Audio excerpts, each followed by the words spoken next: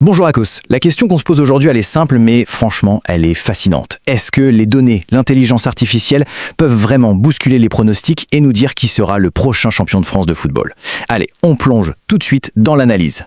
Avant même le premier coup de sifflet de la saison, tout le monde semblait d'accord. Les médias, les consultants, le scénario était déjà écrit. Comme le dit bien cette citation, le Paris Saint-Germain était vu comme l'immense, l'incontestable favori pour le titre 2025-2026. Bref, une simple formalité quoi. Et attention, ce n'était pas juste une impression dans l'air. Regardez ce chiffre, 1,10. C'était la cote du PSG chez les bookmakers. Pour faire simple, ça veut dire que les parieurs estimaient qu'il y avait plus de 90% de chances que Paris soit champion. Autant dire un pari sans aucun risque, tellement la victoire semblait jouée d'avance. Le suspense, inexistant. Ok, maintenant, oublions un peu tout ça. Oublions les noms, la réputation, et voyons comment une intelligence artificielle, elle, analyse le foot. En se basant uniquement sur la performance pure, les chiffres. Et c'est là que ça devient vraiment intéressant. Voilà le point crucial. Un humain, il a tendance à faire quoi? Il parie sur le logo, sur les joueurs stars, sur les budgets de transfert énormes. C'est le fameux biais de la célébrité. Mais l'algorithme, lui, il s'en fiche complètement des maillots. Il n'a pas d'émotion. Lui, il analyse la stabilité statistique, l'efficacité d'un système de jeu sur 38 journées. Et une de ses armes secrètes, un exemple de cette data invisible, c'est le concept de expected goals, ou XG. En gros, au lieu de juste compter le nombre de buts, l'IA va évaluer la qualité de chaque occasion. Un tir de 30 mètres, ça n'a pas du tout la même probabilité de rentrer qu'une frappe à 6 mètres du but vide. Ça permet de voir si une équipe a de la chance ou si au contraire elle mérite mieux que ses résultats. C'est bien plus fiable que le simple score final.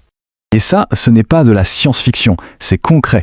L'équipe d'Allemagne, pour préparer sa Coupe du Monde victorieuse, a utilisé ce genre d'analyse de données très poussée.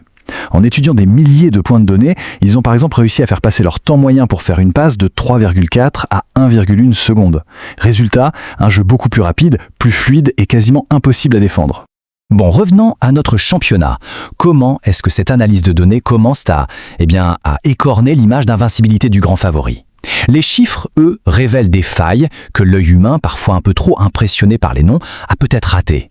Voici le classement après 27 matchs. Et là, première petite surprise. Oui, le PSG est premier avec 60 points, mais juste derrière, collé à eux, on a le RC Lens avec 59 points. Un seul petit point. L'écart est minuscule. La course au titre est en fait beaucoup plus serrée que ce que tout le monde imaginait en début de saison. Et si on zoome un peu, on voit que la forme récente du PSG n'est pas parfaite. Loin de là, il y a eu des défaites assez nettes contre Rennes et Monaco. Ces résultats prouvent que l'équipe n'est pas une machine imbattable. Des points importants ont été laissés en route. Forcément, tout ça, ça a un impact direct sur la prédiction de l'IA. Vous vous souvenez des plus de 90% de chances du début? Eh bien, l'algorithme, qui s'ajuste après chaque match, a complètement revu sa copie. La probabilité que Paris soit champion est tombée à 78%. Alors oui, ça reste le favori, évidemment, mais la certitude absolue a totalement disparu.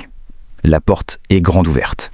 Alors, si le favori montre des signes de faiblesse, qui est le concurrent le plus sérieux, d'après les données? L'IA met en lumière une équipe qui ne brille pas par ses stars, mais par une constance absolument redoutable. Et cette équipe, c'est le RC Lens. Regardez-moi ces statistiques, c'est juste impressionnant. C'est la meilleure équipe du championnat à domicile. C'est la deuxième meilleure attaque et la deuxième meilleure défense. Et on l'a vu, ils sont à un tout petit point de la première place. Ça, ce n'est pas de la chance. C'est la preuve d'une performance de très haut niveau, semaine après semaine. La marque d'un vrai candidat au titre. Bon, on a le favori qui doute, le challenger qui carbure et la logique implacable de l'intelligence artificielle. Il est temps de voir ce que ça donne. Allez, c'est le moment qu'on attend tous. Le verdict final de l'algorithme, après avoir simulé des milliers de fois la fin de la saison. Alors, le verdict de l'IA, le voilà. Le Paris Saint-Germain reste le vainqueur le plus probable avec 78% de chance. Mais le chiffre le plus fou, ce n'est pas celui-là. C'est l'autre, 22%. Ça veut dire qu'il y a quasiment une chance sur 4 pour qu'un autre club soit champion. Une probabilité qui était proche de 0 en début de saison et qui est devenue une vraie, réelle possibilité. Donc voilà où on en est. L'algorithme continue de donner l'avantage aux géants parisiens, mais la marge est bien plus faible qu'on aurait pu le croire. Avec une course au titre aussi indécise, la question reste entière. Est-ce que les données sont en train de nous avertir qu'on est sur le point d'assister à l'une des plus grosses surprises de ces dernières années?